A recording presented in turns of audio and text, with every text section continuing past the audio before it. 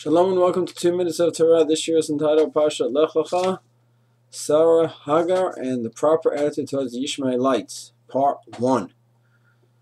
Sarah unfortunately cannot become pregnant, and she finally realizes that she's going to have to take the action into her own hands, and she brings Hagar into the family. Hagar marries Avram, and she becomes pregnant right away. And then she starts mocking Sarah. Sarah's such a great lady. Why is it that this great lady Sarah doesn't become pregnant? And after years, and I right away become pregnant. It must be that I'm the better person here, and Sarah is not. And she mocks Sarah. Sarah then goes ahead and challenges Avram for not intervening. And then Avram said, fine, do what you think is right. And she goes in and afflicts her. Hagar runs away, and the Malach tells Hagar to come back.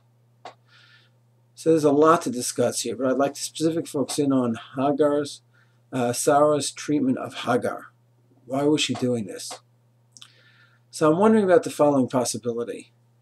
We all know the very famous Ramban, Ma'isa Avot Simul Banim, that so many things that occurred to the forefathers happened to their children later on, to Bnei Israel later on.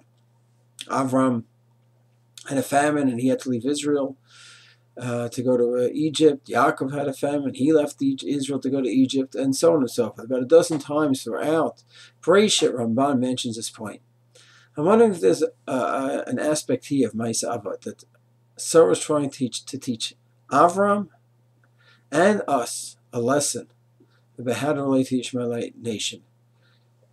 We see that they had tremendous success in Kiruv.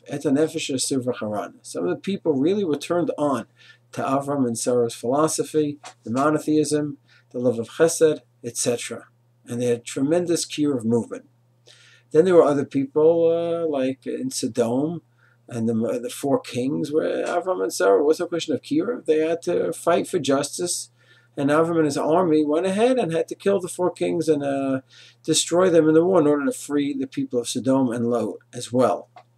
Then you had the relationship with Lot, where it was a bit of a shaky one. It wasn't a great one, so they had to have a distance between them. Avram said, I'm still there to help you out, but they had a bit of a distance in the relationship. So you have the successful Kiruv relationship. You have the relationship of war, where it's just us against you, and that's it. And then you had a sort of a cold peace between Avraham and Sodom. And those are different categories of relationship that Avram and Sarah experienced. Sarah over here, I'm wondering, may have introduced to Avram to a new category of a relationship. The relationship with their own children and future grandchildren. The Ishmaelite family that's going to be born, that the relationship has to be one of toughness. We're to go ahead and try to makariv them and talk with them, negotiate with them, that's just not going to work. It has to be a clear message that we are the balabatim here, Avram and Sarah being the we, and you, Hagar, play a role in our household, and you could be here and you could raise your child here with us, Ishmael, but it has to be clear that you are not on the same level as Avram and Sarah. And therefore, that is what Sarah did. She wasn't just being mean, she's one being vindicative to Hagar. She's setting the tone for the nature of the relationship between Avram, Sarah, and of course Bnei Israel in the future, and Hagar and Ishmael and their future families.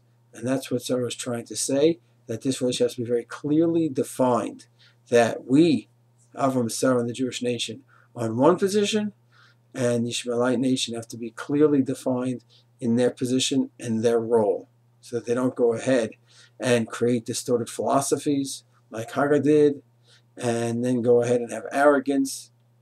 And then, of course, that leads to one bad result after another. So some food for thought. Shalom.